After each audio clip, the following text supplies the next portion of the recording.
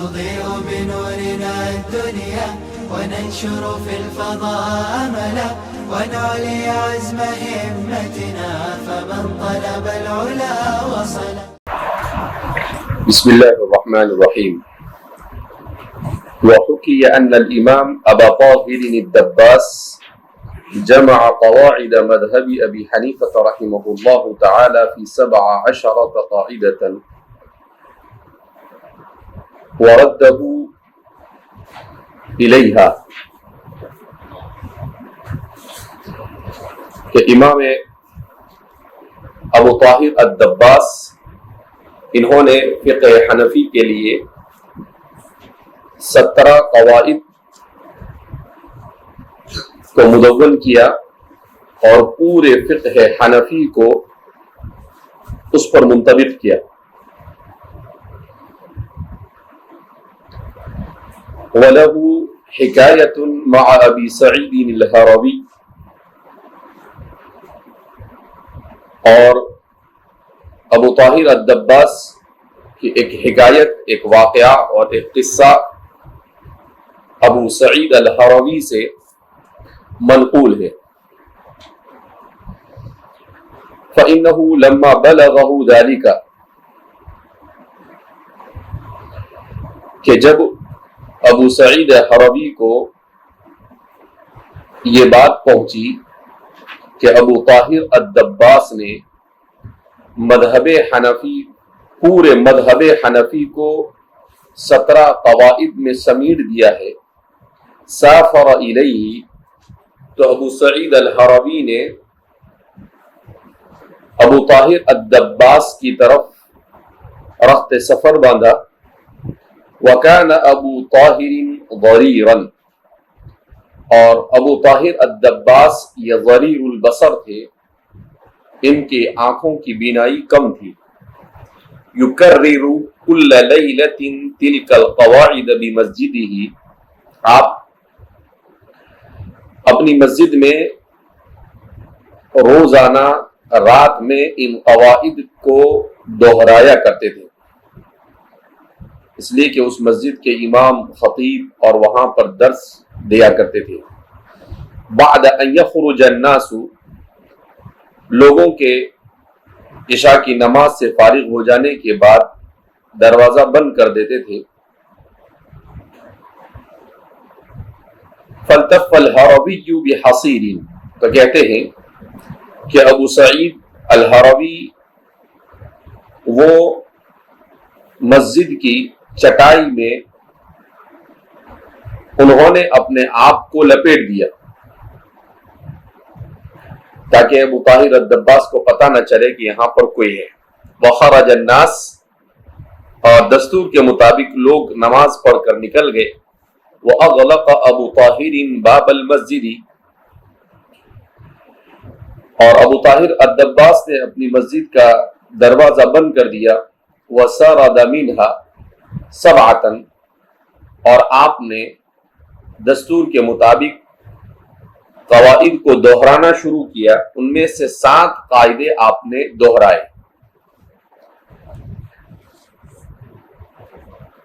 فحصلت له سعلة، تو ابو سعید الہروی کو گویا کہ عظیم خزانہ ہاتھ لگ گیا. فحصلت له سعلة، ابو سعید الہروی کو کھانسی آئی. سعلہ کہتے ہیں کھانسی کو، اسی لیے کہتے ہیں نا وہ ایک دوا آتی ہے سعالی، اسی سے وہ کھانسی کو دور کرنے کے لیے. فحصلت له سعلة، تو ابو سعید الہروی کو کھانسی آئی. فاحس به، تو ابو طاہر الدباس کو اس کا احساس ہو گیا، انہیں اس کا ادراک ہو گیا، انہیں پتہ چل گیا. تو فاحس به ابو طاہر، ابو طاہر اس پر مطلع ہو گئے کہ مسجد میں کوئی ہے. فضربه، تو انہوں نے ان کو پیٹ دیا. واخرجه من المسجد، اور مسجد سے کیا کر دیا، نکال دیا. یہ حکایت بیان کی جاتی ہے، لیکن امام جلال الدین السیوطی فرماتے ہیں کہ ابو سعید الہروی ان کی سیرت میں کہیں پر اور نہ ہی ابو طاہر الدباس کی کتابوں میں اس کا واقعہ کہیں پر ملتا ہے۔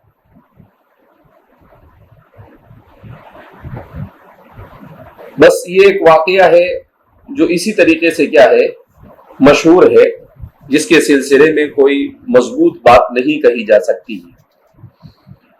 اب یہاں پر یہ سوال پیدا ہوتا ہے کہ آخر ابو طاہر الدباس اس طرح سے کیوں کرتے تھے، اس علم کو چھپاتے کیوں تھے؟ تو بعض حضرات کا کہنا ہے کہ ہو سکتا ہے کہ انہیں اب تک کے ان قواعد کے اوپر اطمینان نہ ہوا ہو، تو وہ بار بار اسے تکرار کر کر اس کو مزید اپنے ذہن میں راسخ کرنا اور اسے پختہ کرنا چاہتے تھے۔ وہ چاہ رہے تھے کہ جب تک کہ انہیں اطمینان نہ ہو وہاں تک کہ اس پر کوئی اور مطلع نہ، اس وجہ سے انہوں نے یہ کام کیا ہوگا۔ ایسی توجیہ کی جاتی اگر 2 منٹ کے لیے مان لیا جائے کہ واقعاتاً یہ واقعہ پیش آیا ہو تب۔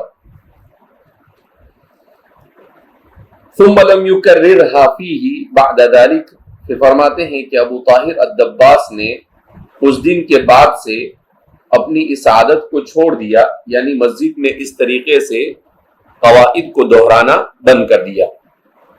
فرجع الہروی الى اصحابہ وتلاها، ابو سعید الہروی اپنے اصحاب شوافع کی طرف آئے اور انہوں نے وہ قواعد انہیں سنائے۔ اس حکایت کو نقل کر کر مصنف کا یہ کہنا ہے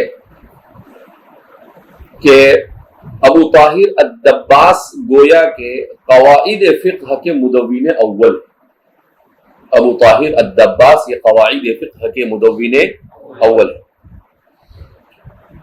اسی لیے بعض حضرات نے لکھا ہے کہ ابو سعید الہروی نے جن قواعد کو ان سے یاد کیا تھا وہ قواعد میں سے خاص طور پر قواعد خمسہ مشہورہ تھا، جو اس وقت تک کوئی جانتا تھا نہیں۔ الیقین لا یزول بالشک، المشقۃ تجلب التیسیر، الضرر یزال، العادۃ محکمۃ، الامور بمقاصدها۔ تو فرماتے ہیں کہ ان قواعد میں یہ قواعد شامل تھے، اسی کے بعد سے اس کو شہرت کیا ہو گئی، حاصل ہو گئی۔ الثانی الضوابط، تو فرماتے ہیں کہ دوسرے فن میں انہوں نے ضوابط کو بیان کیا ہے، اور جیسا کہ میں نے اس سے قبل آپ کو اس کا فرق بیان کیا کہ قاعدہ یہ تقریباً کلی ہوتا ہے اور ضابطہ یہ جزئی ہوتا ہے۔ ایک کتاب کے جیسے ہوتا ہے نا کتاب البیوع وغیرہ، ایک کتاب کے تمام مسائل جس پر منطبق ہو اسے قاعدہ کلیہ کہتے ہیں یا قاعدہ کہتے ہیں، اور ایک باب کے مسائل جس کی طرف لوٹے اسے کیا کہا جاتا ہے، ضابطہ کہتے ہیں۔ کہ جیسے آپ نے کتاب البیوع پڑھا، اس میں باب خیار الرؤیتی، تو خیار رؤیت کے لیے کوئی ایسا قاعدہ بنا دیا جاوے کہ رؤیت کے تمام مسائل اس سے کیا ہو جاوے، کنیکٹ ہو جاوے، اس سے اس کا انطباق ہو جاوے، تو پھر اس صورت میں اس کو قاعدہ نہیں کہیں، کیا کہیں گے، اس کو ضابطہ کہیں گے۔ تو فرماتے ہیں کہ فن ثانی میں ضابطے کو بیان کیا، وما دخل فیہا، اور ان ضوابط کے تحت کون کون سی تفریعات آتی ہے، وما خرج عنہا، اور کون سی تفریعات کا اس سے استثناء ہوتا ہے۔ ہر قواعد، اور کیونکہ قاعدہ ہے کہ ہر کلی سے کچھ نہ کچھ مستثنیات ضرور ہوتے ہیں، اور اس مستثنیات کی وجہ یہ ہوتی ہے کہ اصولی اعتبار سے دیکھا جاوے تو جس قاعدے کے تحت ہے وہ اس قاعدے میں آتا ہے، لیکن کوئی دوسرا قاعدہ وہاں پر عارض آ جاتا ہے جس کی وجہ سے اس کو وہاں سے مستثنا کرنا پڑتا ہے۔ وَهُوَ أَنْفَعُ الْأَقْسَامِ، اور کتاب کی قسموں میں سب سے مفید قسم یہی ہے مدرس اور مفتی اور قاضی کے لیے۔ فَإِنَّ بَعْضَ الْمُؤَلِّفِينَ يَذْكُرُ ضَابِطًا وَيَسْتَثْنِي مِنْهُ أَشْيَاءَ، اس لیے کہ بعض مؤلفین نے یہ کیا ہے کہ وہ ضابطے کو ذکر کرتے ہیں وَيَسْتَثْنِي مِنْهُ أَشْيَاءَ، اور اس سے بہت سارے اشیاء اور بہت سارے امور کو مستثنا کر دیتے ہیں. فَأَذْكُرُ أَنِّي زِدْتُ أَشْيَاءَ أُخَرَى، تو میں یہاں پر اس کے علاوہ بھی مزید چیزوں کو اضافے کے ساتھ بیان کروں گا. یعنی میں ایسا نہیں کہتا ہوں کہ یہ سارا کام میں نے ہی کیا ہے.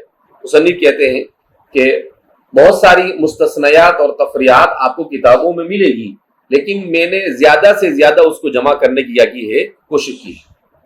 فَمَن لَّمْ يَطَّلِعْ عَلَى الْمَزِيدِ ظَنَّ الدُّخُولَ وَهِيَ خَارِجَةٌ، کہ اگر کوئی ماہر مزید مستثنیات پر اگر وہ مطلع نہ ہو،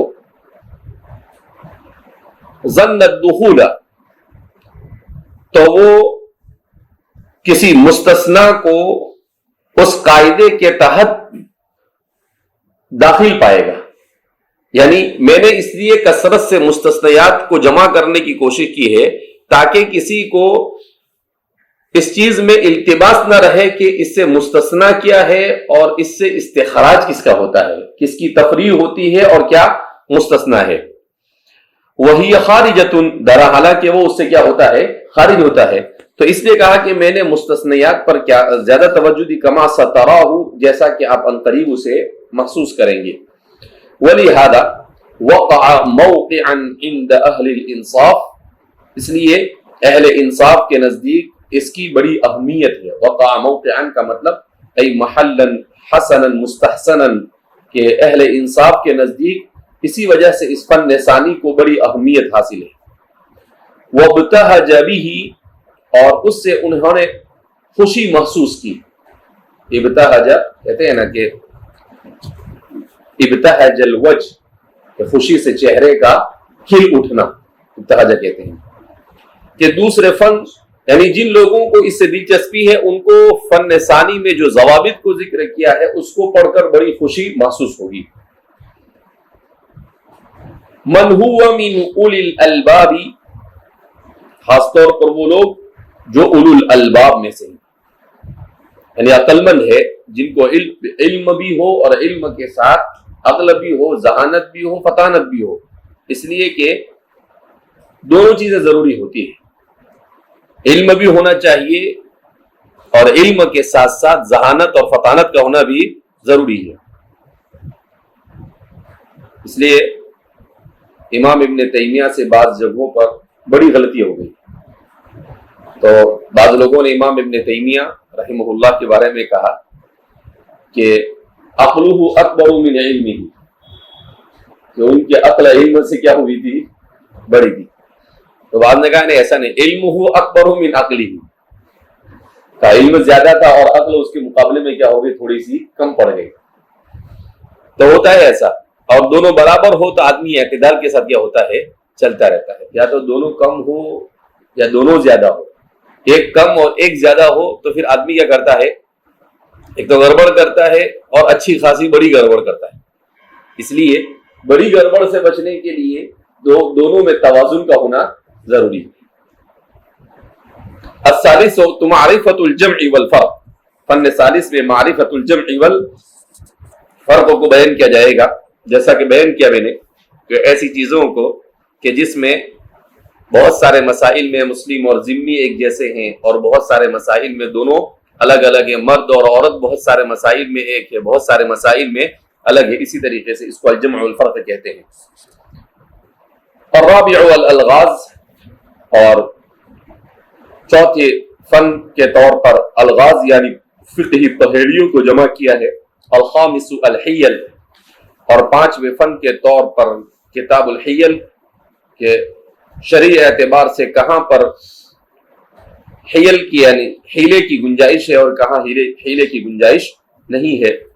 السادس الاشباہ والنظائر، اور چھٹے قسم میں فن سادس میں اشباہ والنظائر کو کیا ہے، ذکر کیا ہے.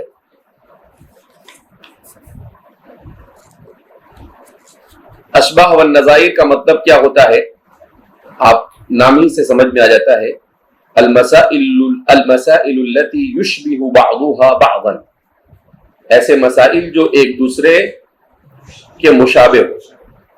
او التي يشبه بعضها بعضا شبها قويا بحيث يعسر تمييزه مع اختلافها في الحكم لأمور خفية أدركها الفقهاء بدقة النظر.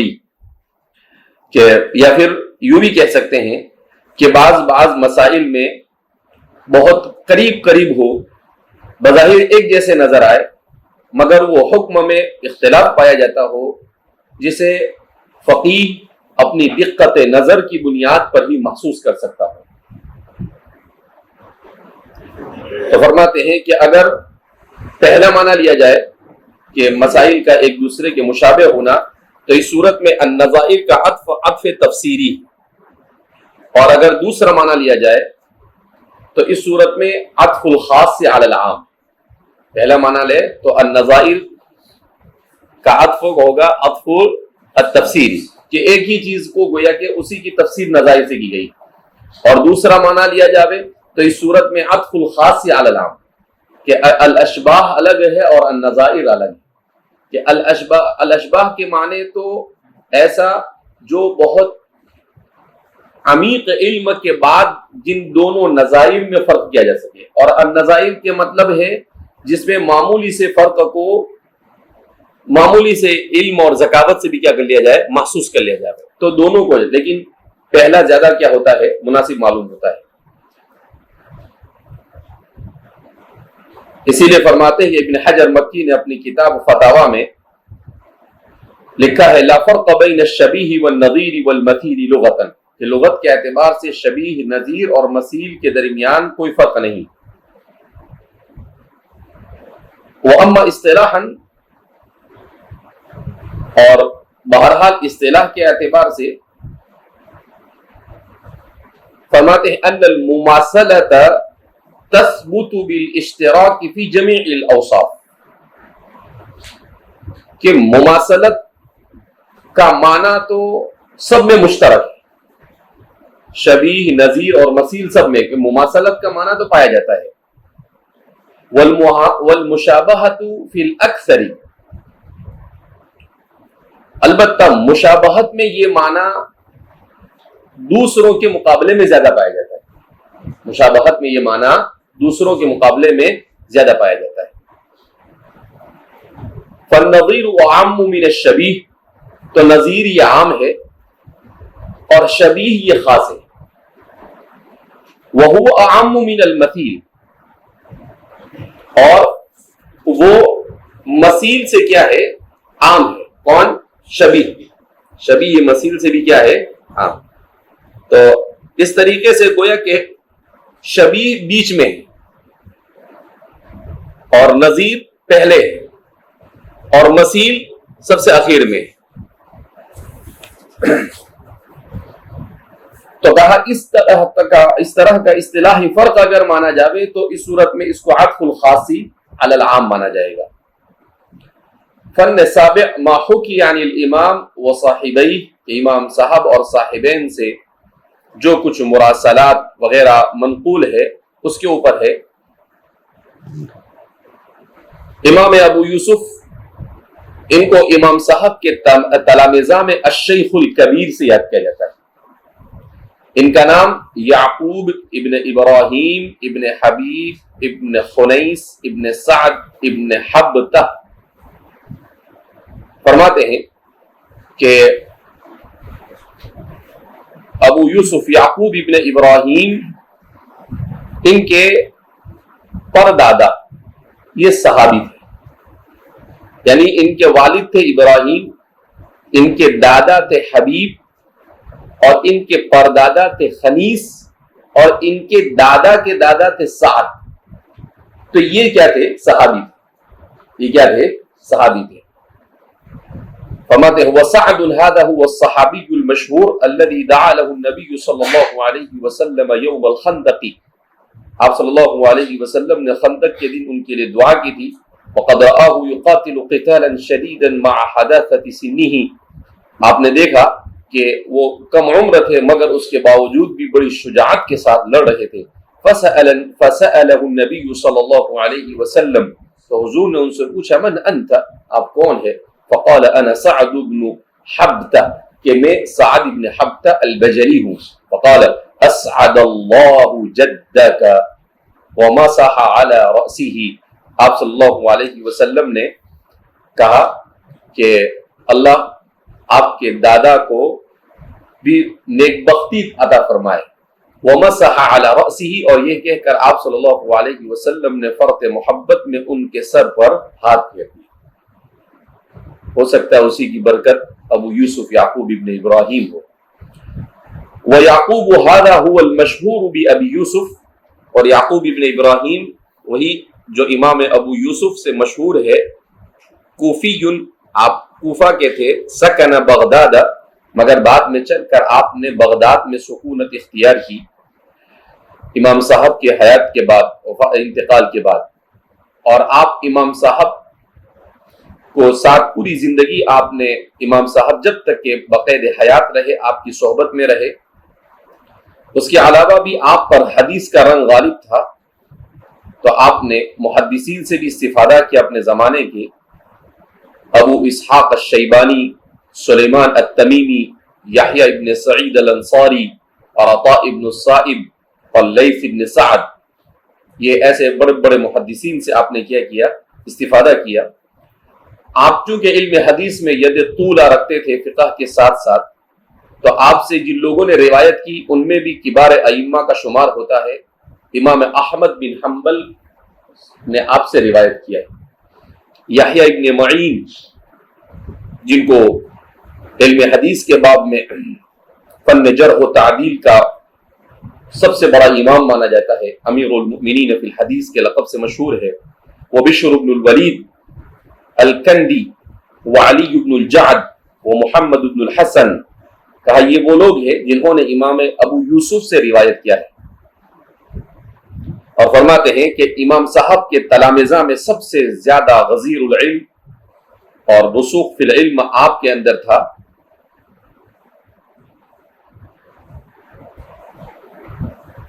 آپ اپنے طالب علمی کے زمانے میں ایک دن بیمار ہوئے.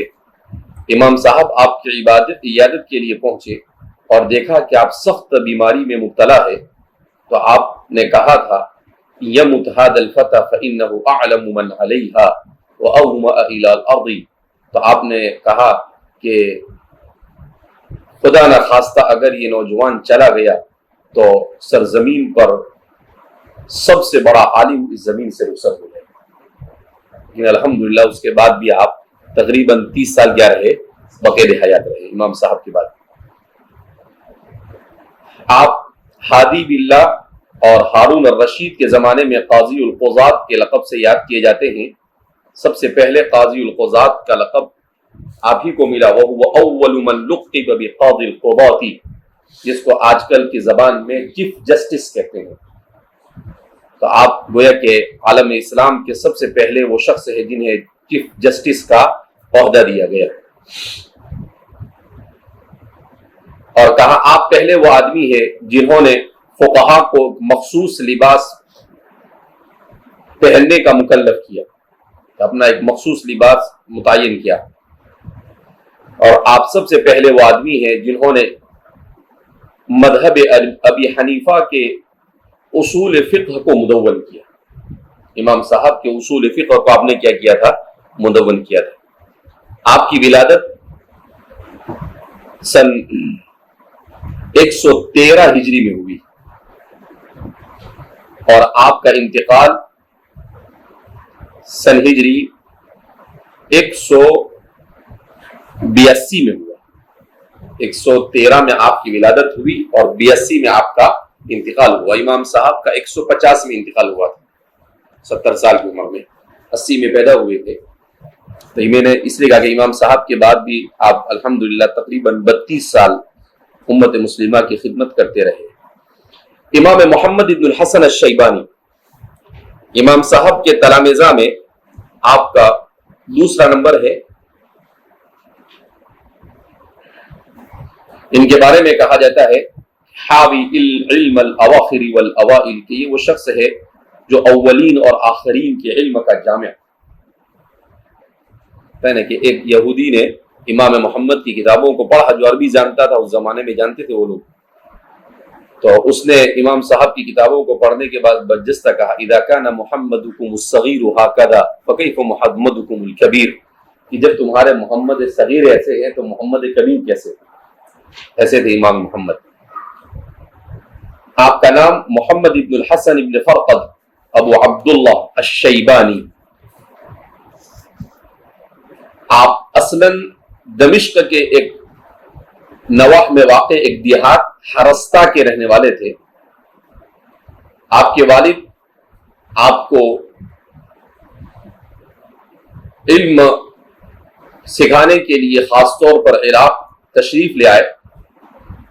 بعض روایتوں میں ہے کہ آپ کی ولادت سے پہلے ہی آپ عراق منتقل ہوئے اور اس کے بعد وہاں پر امام محمد کی ولادت ہوئی۔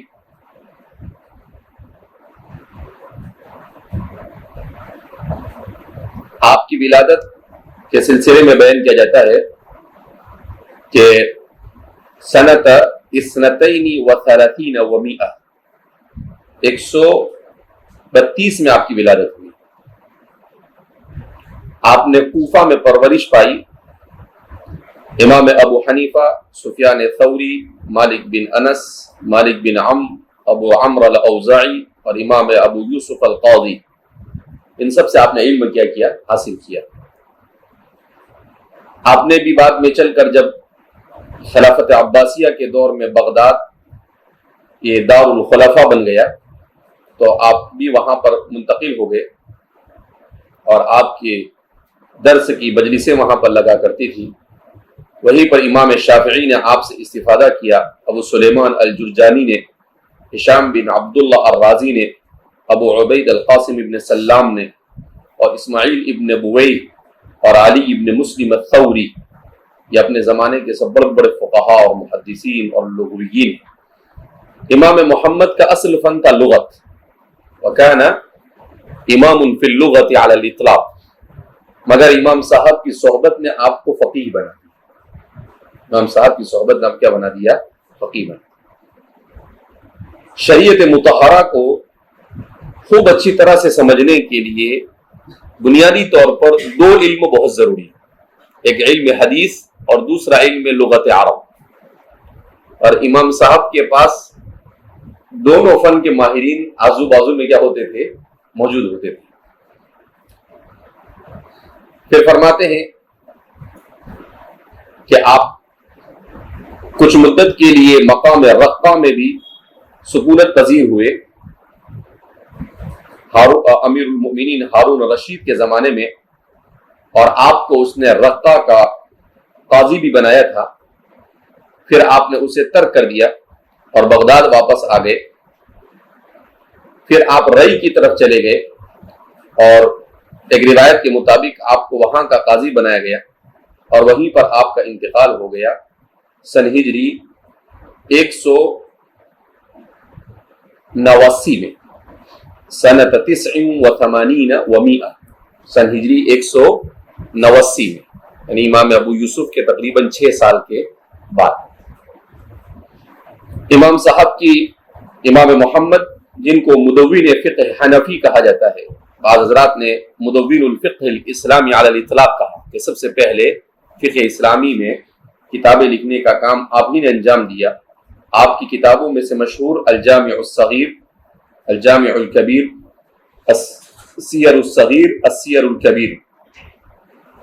سیر کبیر آپ کی تصنیفات میں سب سے آخری تصنیف ہے۔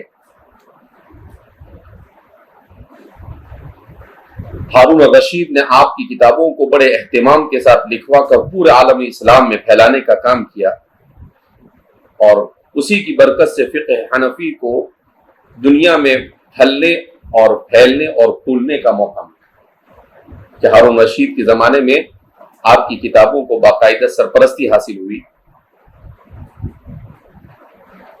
ہارون الرشید اپنے بیٹوں کو بھی اس بات پر آمادہ کرتا تھا کہ وہ امام محمد کی مجلس میں جا کر بیٹھے اور ان سے علم حاصل کرے، اور فرماتے ہیں کہ اپنے زمانے میں اتنی کتابیں آپ نے لکھی کہ شاید آپ سے زیادہ کتابیں کسی نے لکھی نہیں۔ اسی لیے کہتے ہیں کہ آپ کے انتقال کے بعد جب آپ کو خواب میں دیکھا گیا تو دیکھنے والے نے پوچھا ما فعل اللہ بک فقال اوقفنی بین یدی، کہ اللہ نے مجھے اپنے سامنے کھڑا کیا، فقال لی یا محمد، اور پھر مجھ سے کہا اے محمد ما جعلتک وعاء العلم لیعذبک، میں نے تجھے علم کا خوگر اس لیے نہیں بنایا کہ میں تجھے عذاب دوں،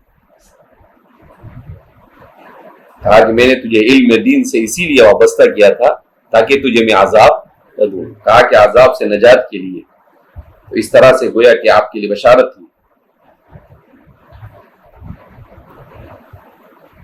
وسئل عن شیخہ، ان سے اپنے شیخ کے بارے میں پوچھا گیا تو آپ نے کہا ابو یوسف اعلی منی بطبقۃ، کہ ابو یوسف بہرحال علم میں مجھ سے زیادہ تھا، ایک طبقہ، زیادہ نہیں تھوڑا، والامام بطبقات کثیرہ، اور امام صاحب تو ہم سے بہت آگے رحمت اللہ علیہم اجمعین، وحشرنا في زمرتهم تحت لواء سید المرسلین۔ وما حکی عن المشائخ المتقدمین والمتأخرین، اور مشائخ متقدمین اور متأخرین کے درمیان من المطارحات، جو کچھ مطارحات ہوئے، یعنی آپس میں براہ راست ایک دوسرے کی جو گفتگو ہوتی ہے اس کو مطارحہ کہتے ہیں۔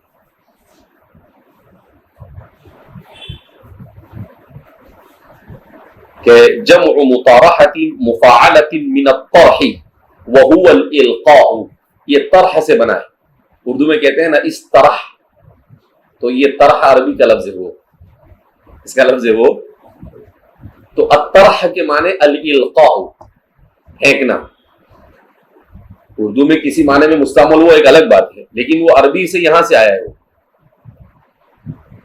اور اس کا استعمال ایک دوسرے کو سوال کرنے کے لیے ہوتا ہے، ڈیبٹ کا انداز جو ہوتا ہے جس میں ایک دوسرے سے کیا کیا جاتا ہے، سوال جواب ہوتے ہیں۔ والمراسلات، اور مراسلات یعنی مکتوب لکھ کر بھیجنا، والمکاتبات تفصیل کے ساتھ اگر لکھا جائے تو اسی کو مکاتبت کہا جاتا ہے۔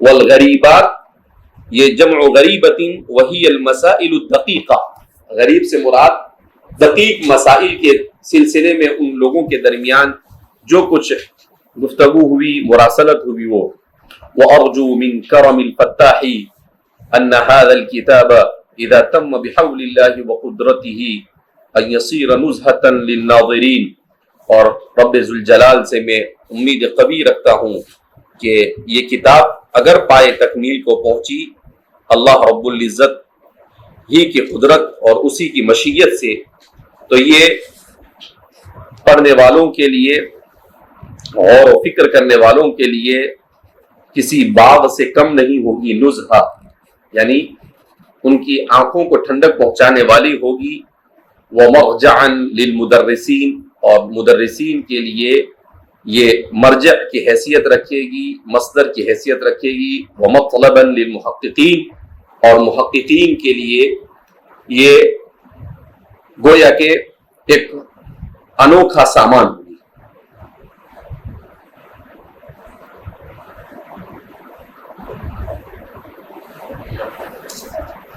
ومعتمدا للقضاة، اور قاضی کے لیے ایک قسم کا اعتماد حاصل کرنے والی ہوگی، وغنیمتا للمحصلین، اور محصلین کے لیے غنیمت ہوگی۔ محصلین اس زمانے میں جن لوگوں کو حکومت کی طرف سے زکوٰۃ اور دوسری چیزوں کے وصول کرنے کا ذمہ دار بنایا جاتا تھا ان کو محصلین کہتے تھے۔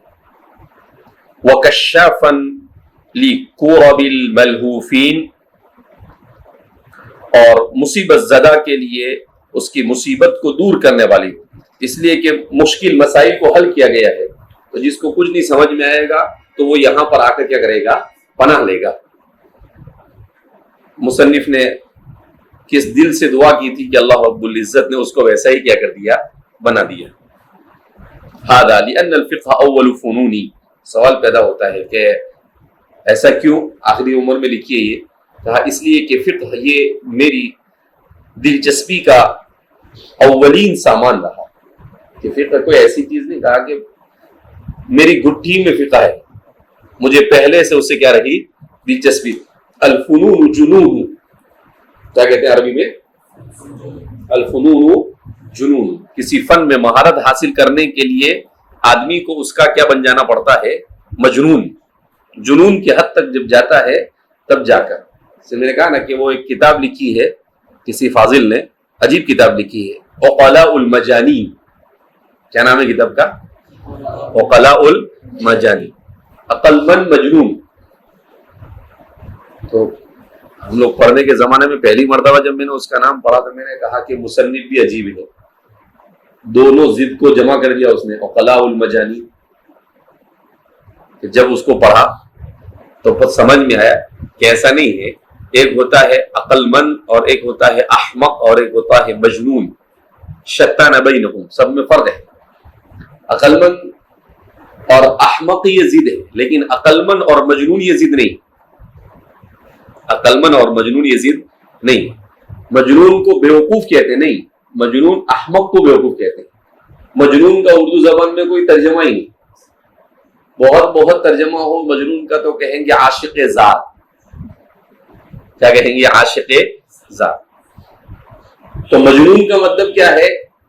من جن علی عقلہ شیء، وہ آدمی جس کی عقل کے اوپر کسی چیز کا جنون سوار ہو گیا. ایک ہی چیز اس کی دماغ کے اوپر ایسی سوار ہو گئی کہ اس کے علاوہ اس کو کچھ سمجھ میں نہ آتا، تو وہ مجنون. مجنون کا نام قیس تھا. مجنون کا نام کیا تھا؟ قیس تھا. لیکن وہ اشتہر بمجنون لأنہ جن بحب لیلا، اس لیے کہ وہ لیلا کی محبت کا کیا ہو گیا تھا؟ دیوانہ ہو گیا. یعنی اس کو لیلا کے سوا کچھ سمجھ میں آتا تھا نہیں، سب دنیا و ما فیہا سے بھی خبر تھا، تو اس وجہ سے اس کو مجنون کہتے تھے. تو ایسے ہی جو جس فن کے اندر میں فنا ہو جائے، فنا فی الفن یا فنا فی علم ہی، تو اسے کیا کہتے ہیں؟ مجنون. امام سیبوی مجنون تھے. وکان سیبوی مجنون العربیہ، وہ کیا تھے؟ عربیت کے مجنون تھے. امام مسلم مجنون تھے. کس کے مجنون تھے؟ مجنون علم الحدیث. امام بخاری کیا تھے؟ مجنون تھے. کس کے؟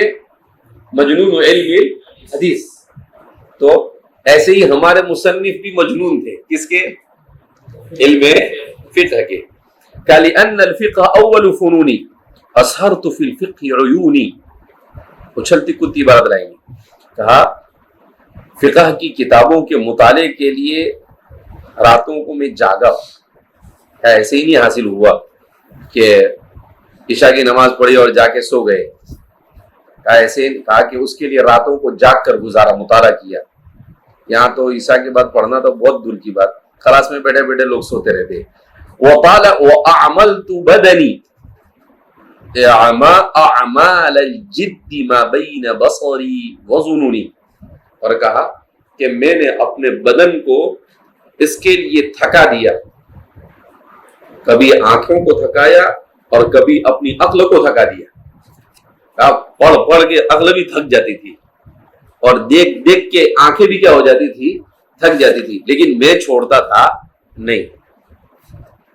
وَلَمْ أَزَلْ مِنْ زَمَنِ الطَّلَبِ أَعْتَنِي بِكُتُبِهِ، اور طالب علمی ہی کے زمانے سے میں فقہ کی کتابوں کو جمع کرنے کا حریص تھا. قدیماً وحدیثا، نئی پرانی ہر قسم کی کتابوں کو جمع کرتا تھا. وَسَعَى فِي تَحْصِيلِ مَا هُجِرَ مِنْهَا، اور جو کچھ اس میں سے چھوٹ جاتا تھا اس کو حاصل کرنے کی حتی المقدور کوشش کرتا تھا. سعیاً حثیثا، پوری طاقت لگا دیتا تھا. الی ان وقفت منہا علی الجم الغفیر، یہاں تک کہ میں علم فقہ کے وافر مقدار پر قادر ہو گیا. واحطت بغالب الموجود فی بلدینا القاہرہ، اور قاہرہ میں جتنی کتابیں اس فن کی تھی ان تمام کتابوں کا میں نے یہاں تک کر لیا، مطالعہ کر لیا. صرف پڑھا نہیں، وتأملا، اس کو غور و خوض کے ساتھ پڑھا، یعنی اس کو ہضم کر گیا. کیا کر گیا؟ اس کو پڑھ کر کیا ساری فقہ کی جتنی کتابیں، اب قاہرہ جیسا شہر، ایسے زمانے میں علمی شہر اور علمی بستی، کتنی کتابیں ہوگی وہاں پر، لیکن جنون تھا فقہ کا. بحیث لم یفتنی منہا الا النذر الیسیر، اس طور پر کہ کوئی بھی کتاب میرے مطالعے سے نہیں چھوٹ سکی. ہو سکتا ہے کوئی کہیں پر ادھر ادھر دب گئی ہو، بچ گئی ہو تو الگ بات ہے، باقی تو میں نے کسی کو چھوڑا نہیں. کما سترہ ہو عند سردیہا، کہا کہ ایسی دعویٰ نہیں کر رہا ہوں، جب تو پڑھے گا اور میں فروعات کو پیدر پہ لاؤں گا تو تیرے کو سمجھ میں آئے گا کہ میں اپنے دعوے میں کیسا ہوں، سچا ہوں. ایسے ہی ٹھوکم ٹھاک کر رہا نہیں. مع ضم الاشتغال والمطالعة لکتب الاصول، باوجود ہے کہ میرے ساتھ اصول فقہ کی کتابوں کے مطالعہ یہ بھی لگا ہوا تھا. یعنی ایسا نہیں کہ خالی فقہ کی تفریحاتی پڑھتا رہتا تھا، کہا نہیں اصول پر بھی گرفت ضروری ہے، لہذا اصول کا بھی مطالعہ کرتا تھا. من ابتدائی امری، اور یہ بھی کام شروع سے کرتا چلا ہے. کا کتاب البزدوی، جیسے فخر الاسلام علی بن محمد بن الحسن البزدوی کی کتاب، ان کے قریے کا نام تھا بزدہ. یہ امام نصفی کے جو شہر ہے جس سے وہ مشہور ہے، اس سے 6 فرسخ پر واقع تھا. ان کو فخر الاسلام ابو العسر علی ابن محمد ابن الحسین البزدوی سے یاد کیا جاتا ہے. ان کے بھائی بھی تھے، ان کو ابو الیسر کہا جاتا تھا، اور یہ ابو العسر تھے، ایک ابو الیسر اور ایک ابو العسر. 5ویں صدی کے مشہور امام گزرے ہیں. ان کے بارے میں آتا ہے توفی سنۃ 82 و 400، کہ 482 ہجری میں آپ کا انتقال ہوا اور سمرقند میں آپ کو دفن کیا گیا. آپ کی کتاب ہے المبسوط، جو تقریباً 11 جلدوں میں ہے، جس میں جامع کبیر اور جامع صغیر دونوں کی شرح کی گئی. اور آپ کی جو کتاب اصول بزدوی جس کی طرف مصنف اشارہ کر رہے ہیں، تو وہ ایک مختصر سی کتاب ہے جو اصول فقہ پر لکھی گئی ہے، جو اس فن کی سب سے اہم ترین کتاب مانی جاتی ہے. اور فرماتے ہیں کہ محتوین علی لطائف العبارات قام بإيضاحها جمع فحول منهم الشیخ حسین بن علی الصغناطی سماه الکافی، والشیخ ابو المکارم حسن الجاربردی، والشیخ قوام الدین الاترازی، والشیخ ابو البقا محمد المکی، والشیخ عمر بن عبد المحسن الاوزجانی، والعلامہ محمد الفنری. تو یہ سب لوگوں نے اس کتاب کی خدمت کی ہے. مولا خسرو نے بھی اس کی خدمت کی ہے، اور شیرازی، تو تمام لوگوں نے اس اصول بزدوی کے اوپر کام کیا ہے. وہ کا کتاب سرخسی، اور امام سرخسی کی کتاب اس کو بھی پڑھا. یہ اماما حجتا فقیہا متکلما اصولیا مناظرا. امام سرخسی جو ہے اپنے زمانے کے ہر فن مولا آدمی تھے. شمس الائمہ الحلوائی کے تلامذہ میں سے تھے. اپنے زمانے میں ان کو یکتع روزگار کہا جاتا تھا. آپ نے المبسوط کو 15 جلدوں میں لکھا ہے، اور جس کے بارے میں شیخ الاسلام حضرت مولانا تقی صاحب فرماتے ہیں کہ جب میں بخارا اور ازبکستان کی زیارت پر گیا تو میں امام شمس الائمہ السرخسی کے قبر پر بھی جانا ہوا. تو فرماتے ہیں کہ اتنا زبردست علم تھا آپ کا کہ فقہ کی یہ کتاب جو 15 جلدوں میں تقریباً اب تو 25 یا 30 جلدوں میں وہ چھپی ہے مبسوط کا، اس مبسوط کو انہوں نے پورا منہ زبانی لکھوایا. کیسے لکھوایا ہے؟ ان کے تلامذہ ان کے پاس آتے تھے، یہ جیل میں ہوتے تھے، ان کے پاس نہ کوئی کتاب ہوتی تھی، نہ کوئی کاغذ ہوتا تھا، اور نہ کوئی قلم ہوتی تھی، یہ بولتے تھے اور تلامذہ کیا کرتے تھے؟ لکھتے تھے۔ کہا کہ انہوں نے اصل میں الکافی للامام الشہید جو تھے، کافی للشہید، اس کی انہوں نے شرح کی، تو اس لیے وہ کافی للشہید جو ہے کہیں ملتی نہیں، لیکن المبسوط اس کا متن ہے، مبسوط میں اس کا متن موجود ہے۔ تو فرماتے ہیں کہ یہ 25 جلد کی کتاب بغیر کہیں دیکھے ہوئے لکھائی، اسی لیے حضرت نے لکھا ہے حضرت کے سفر نامے میں کہ یہ کہتے تھے، بڑے آدمی تھے، وہ کہتے تھے کہ کسی نے ان سے فقہ شافعی کے آدمی نے ان سے بحث کی ہوگی تو اس کو لاجواب کر دیا۔ جب اس سے لاجواب کر دیا تو پھر انہوں نے کہا کہ کیا آپ شوافی کیا سمجھتے؟ بولے، کہا کہ میرے پاس اللہ نے اتنا علم دیا ہے کہ امام شافعی رحمۃ اللہ علیہ کے پاس جو علم تھا نا وہ تو میری زکات تھی۔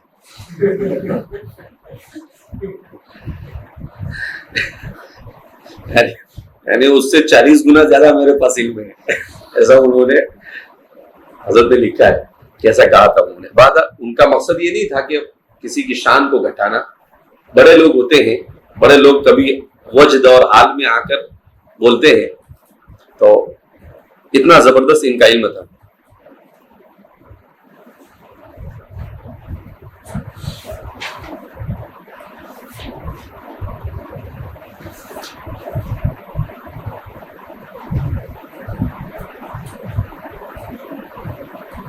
قواعد اور اصول فقہ کو جمع کے جن کی روشنی میں مختصر قدوری کی تفریعات متفرق کی گئی۔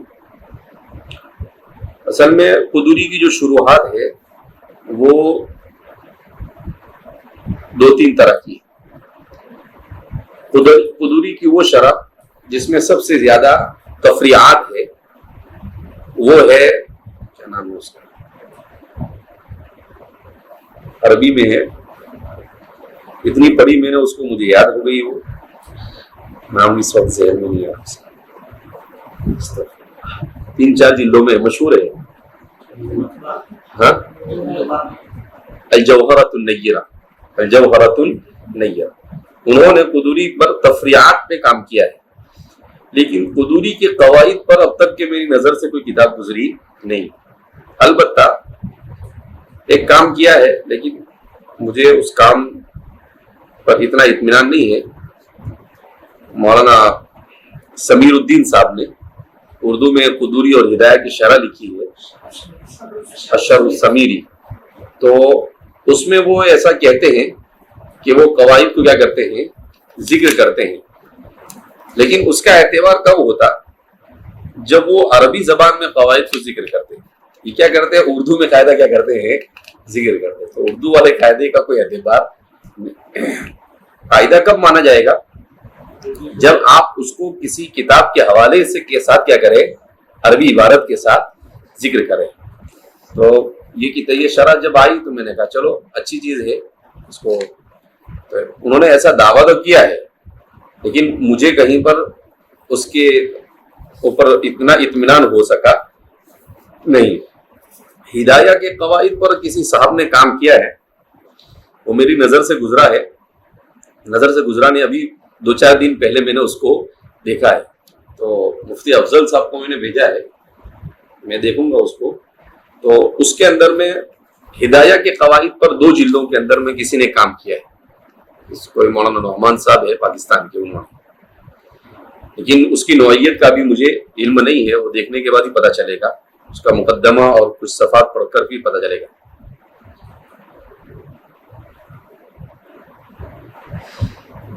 اصول و قواعد قرآن کی کن کن آیتوں سے استنباط کیا گیا؟ دیکھو قواعد کے اوپر تو ایک کتاب ہے، وہ بڑی اچھی ہے، یہاں پر بھی ہوگی، مولانا محمد علی ندوی کی، ان کی 2 کتابیں ہیں، ہاں، ایک ہے جمہرۃ القواعد ہے، دوسری ہے وہ 3 جلدوں میں ہے، اور دوسری ہے القاعدہ حقیقتها تعریفها، ایسا کر کر وہ شاید اوپر ہی دکھ نہیں ہے یہاں پر، لیکن وہ جی یاد ہے. اس میں انہوں نے کچھ کوشش کی ہے تھوڑی سی. اور قواعد پر جو عربی میں کتابیں ہیں ان کتابوں میں عام طور پر قرآن سے قواعد کو تو قرآن سے جوڑنا بہت آسان ہوتا ہے، اور اصول فقہ جو ہے اس کو بھی قرآن سے جوڑنا اس کو تو اور بھی آسان ہوتا ہے، قاعدے سے بھی زیادہ آسان اصول فقہ، کیونکہ اس سے وہ براہ راست استخراج اور استنباط کے لیے. تو اصول فقہ پر ایسی کتاب جس میں قرآن کی آیتوں کے حوالے دیے گئے ہو،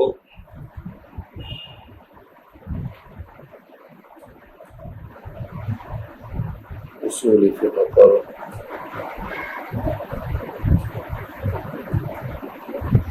اس وقت کوئی ذہن میں نہیں، لیکن میں دیکھ کر بتاؤں. کام کیا ہوگا کسی نے بھی، ایک دو کتاب میری نظر سے گزری، مجھے نام اس وقت یاد نہیں آ رہا، لیکن قواعد کے اوپر ہے وہ القواعد الفقہیہ، حقیقتها، تعریفها، اقسامها، انواعها، ایسا کر کر پوری کتاب ہے.